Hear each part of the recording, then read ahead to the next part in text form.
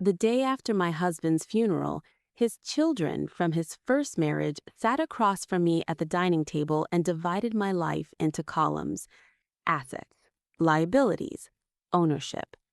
They didn't lower their voices. They didn't pretend to grieve.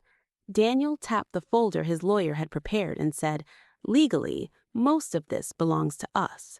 His sister, Alina, nodded like this was a routine business meeting instead of a family shattered by death.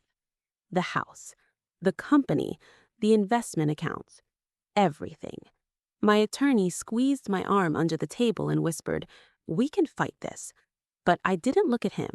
I looked at them, at their confidence, at the way they already believed they had won. So I folded my hands and said the words no one expected. "Fine, take it all." Their lawyer frowned, because even he could see something they couldn't. They had just signed for more than they understood. Before we continue, please subscribe to the channel and let us know in the comments where you are listening from. My husband, Kareem, built his construction company from a single rented truck and 2 borrowed workers. 15 years later, Kareem Developments was handling luxury renovations across 3 counties. People said he had a golden touch. Investors trusted him. Banks approved him. His name meant profit.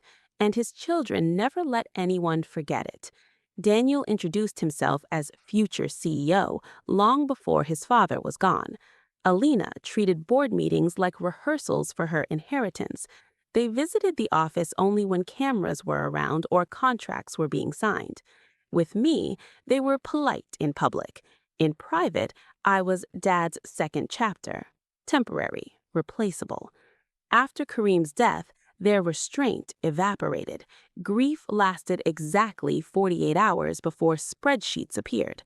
They spoke about protecting legacy while quietly calculating how fast they could remove me from it.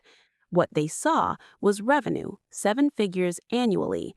What they ignored were loans, guarantees, and liabilities woven tightly beneath it. They mistook surface shine for solid gold. And I let them, because I have always been the quiet one in the room. Quiet doesn't mean unaware. The certified envelope arrived before the condolence flowers had wilted. Daniel and Alina had officially filed a contest against the will. Their lawyer, Mr. Rahman, a man known for winning ugly cases, claimed Kareem had made prior verbal assurances about transferring majority ownership of the company to his children. They weren't asking, they were asserting control. The petition questioned my authority, hinted that I had limited involvement in financial matters, and requested immediate access to corporate accounts for review. The tone was clinical, but the message was clear. Step aside. Phone calls followed, subtle pressure. It's better to settle quietly. At dinner, distant relatives advised me to protect myself.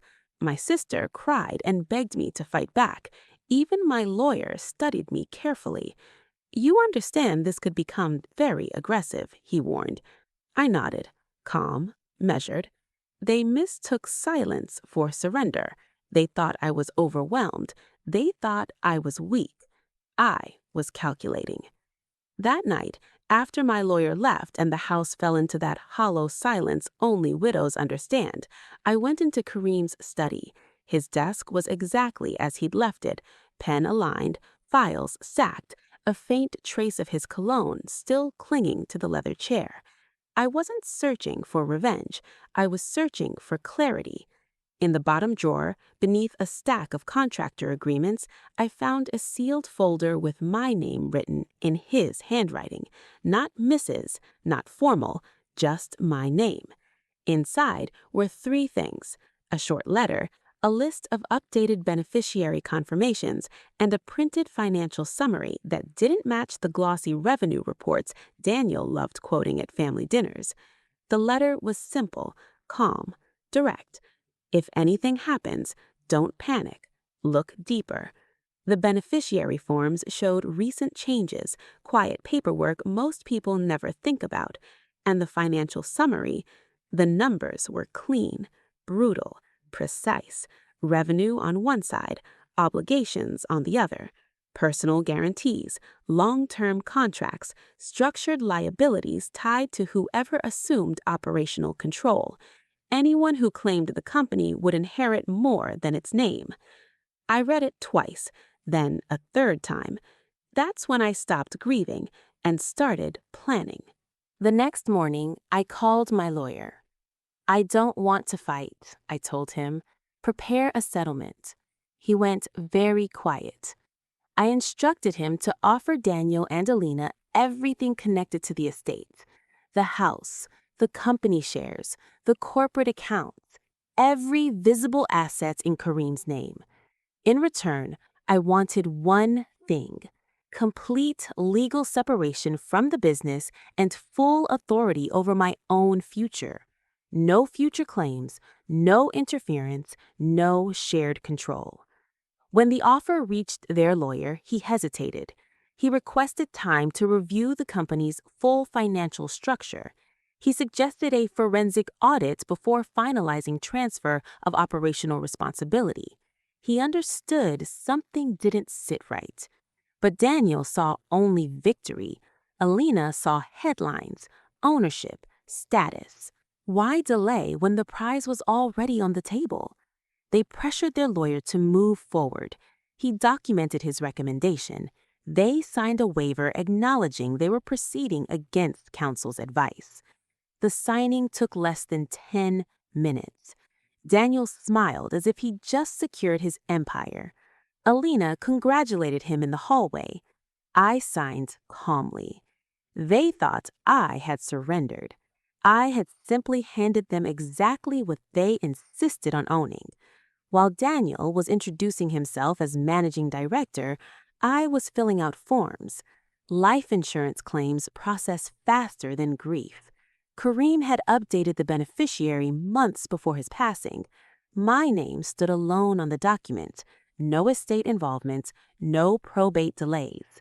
Within weeks, the funds were transferred directly into a separate account I had opened quietly at a different bank. Clean, protected, untouchable. There were retirement accounts too, structured the same way. Direct designation, outside the estate, outside their reach. None of it required announcement. None of it required permission. I didn't argue. I didn't celebrate. I simply organized. I found a modest apartment across town and signed the lease without hesitation. I moved gradually. Personal documents first, then clothes, then memories that mattered. I left the heavy furniture behind, let them inherit the walls along with everything else. My lawyer handled final filings discreetly. Every transfer documented, every release airtight. For the first time since the funeral, I began sleeping through the night. There is a strange peace that comes when you know a storm is coming and you're no longer standing in its path. 3 weeks after the transfer, their lawyer requested an urgent meeting. This time, his voice wasn't confident. During routine compliance review, his firm's accountant uncovered something Daniel and Alina had never bothered to examine. Revenue had been impressive, yes, but the liabilities tied to operational control were heavier than either of them understood. Outstanding supplier balances, deferred contractor payments, pending tax reconciliations, and buried inside the company restructuring documents Kareem signed a year before his death, a clause activating full personal guarantee for any acting managing director assuming executive authority. Daniel had signed that role, not as heir, as operator, which meant unpaid tax obligations were now attached to him personally, not the estate, not the past, him. The company also carried a structured line of credit secured against projected contracts that no longer existed. Without active projects, the bank reclassified the loan, immediate review, possible acceleration. Their lawyer realized what had happened. In their rush to claim control, they had waived audit rights and accepted liabilities in full knowledge of disclosed obligations. There was no fraud, no concealment, only impatience. They hadn't inherited an empire. They had assumed responsibility for a machine already straining under its own weight. And the signatures were theirs. Daniel called first, not confident, not polished, breathing uneven like someone who had just run into a wall he didn't see coming. There were debts you didn't explain, tax exposure, personal guarantees. The bank is reviewing everything. You knew. Alina's voice appeared in the background, sharp, panicked, accusing. They said I had manipulated the settlement, that I let them walk into something dangerous. I let him finish. I didn't interrupt. When he finally stopped, I spoke the way I had at the signing, calm, steady. I offered you everything connected to the estate, I said. Your lawyer advised you to wait. You refused. Every liability was disclosed. You didn't want control, you demanded it. Silence. Then I added quietly, you were so busy counting revenue, you never counted responsibility. And for the first time since Kareem died, they understood. After that call, the noise stopped. No more threats, no more legal letters, just silence, the kind that comes when reality finally settles. I didn't follow what happened next in detail. I heard enough through mutual contacts, restructuring, asset sales, negotiations with lenders, hard lessons delivered in numbers. As for me, I enrolled in an executive finance certification program, something I had postponed for years while supporting Kareem's dream. Tuition was paid in full from my protected account. No loans, no fear. I started consulting independently, quietly building something in my own name. Smaller, smarter, sustainable. In the evenings, I cooked dinner in my apartment kitchen and helped my daughter with her homework. There is peace here. Not luxury, peace. On my nightstand sits Kareem's letter. The last line still steady in his handwriting. Look deeper. I did. They chased control. I chose stability. They inherited pressure. I inherited freedom. And sometimes the greatest victory isn't taking everything. It's knowing exactly what to let go. If you stayed with me till the end, there's another story waiting.